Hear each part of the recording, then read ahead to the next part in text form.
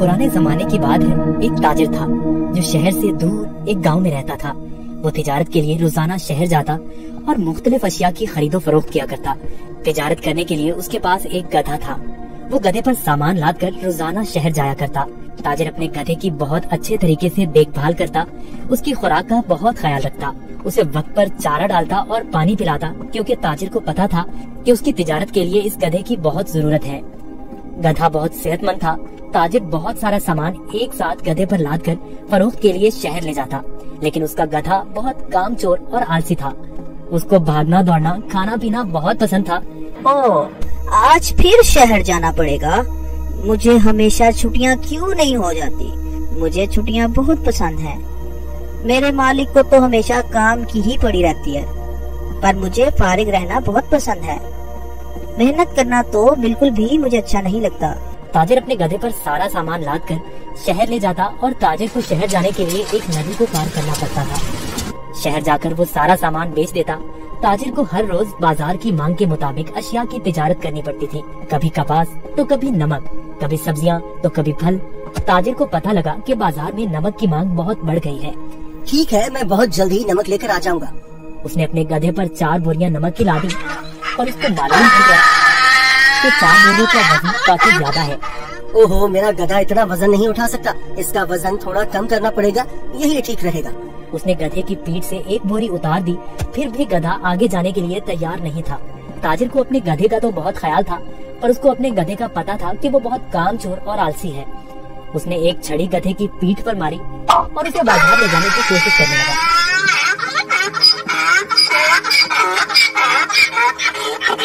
चलो, मुझे पता है तुम बहुत आलसी हो। तुम्हें शहर जाना बहुत जरूरी है, क्योंकि बाजार में इस वक्त नमक की बहुत मांग है।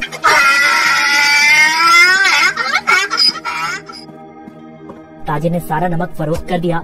ओहो, सच में बाजार में नमक की बहुत मांग है। ताजिर ने फिर रोज की तरह शहर में नमक फरोख्त करना शुरू कर दिया। गधे पर कभी 3 तो कभी 4 बोरियां लाद कर बाजार जाना पड़ता था, जिसकी वजह से गधा नाखुश था। पर वापसी पर गधा बिल्कुल खाली आता और बहुत खुश होता। रोज की तरह ताजिर ने फिर से 4 बोरी गधे की पीठ पर लादी और शहर की तरफ निकल पड़ा। जब वो नदी के पास पहुंचा तो उसे पानी ज्यादा नजर आया। हमें बहुत ध्यान से आहिस्ता आहिस्ता चलना होगा ताकि हम पानी में कहीं गिर न जाएं। जैसे ही उन्होंने आधी नदी पार की, अचानक गधे का पाँव एक बड़े पत्थर से लगा और गधा फिसल गया और पानी में बैठ गया। ओहो, तुमने ये क्या किया? बोरियां तो अभी भी मेरी पीठ पर हैं, लेकिन मुझे इतना वजन महसूस नहीं हो रहा। ये एक जादुई नदी है। गधा इस बात से हैरान था कि नदी में फिसलने की वजह से उन बोरियों का सारा नमक नदी में घुल गया था और बोरियों में से नमक खत्म हो चुका था। इसकी वजह से गधे को वजन महसूस नहीं हो रहा था, क्योंकि बोरियों में नमक बचा ही नहीं था, सब खत्म हो चुका था। ओहो, मेरी सारी मेहनत जाया हो गई। अब मैं शहर जाकर क्या करूँगा? सारा नमक तो बह गया है।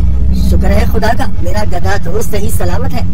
गधे को कुछ नहीं हुआ। अब शहर जाने का कोई फायदा नहीं। मुझे अब घर जाना चाहिए।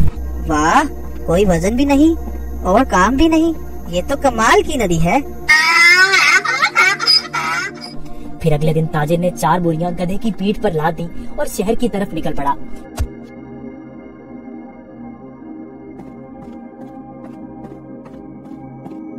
आहा, कल का दिन कितना अच्छा था।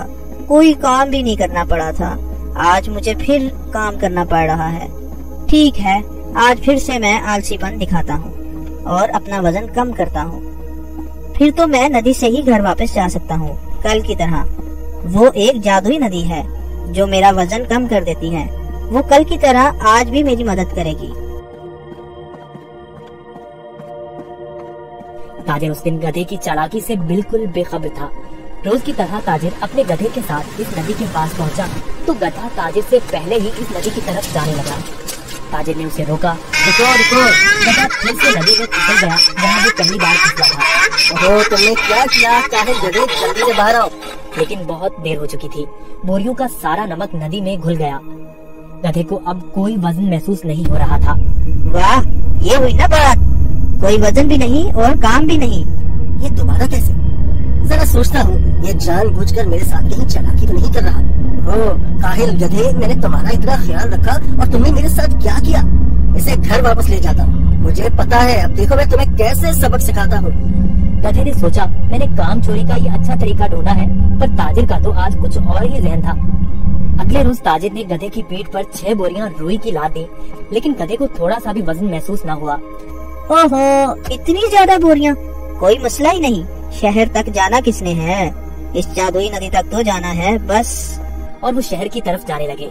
जब वो नदी के पास पहुँचे तो अचानक से गधा नदी पार करने लगा और उसी जगह पर फिसला जहाँ वो पहले फिसलता था, ताकि बाहर खड़ा होकर ये सब मंजर देख रहा था। ओहो, ये मेरी पीठ पर इतना वजन कहाँ से आ गया।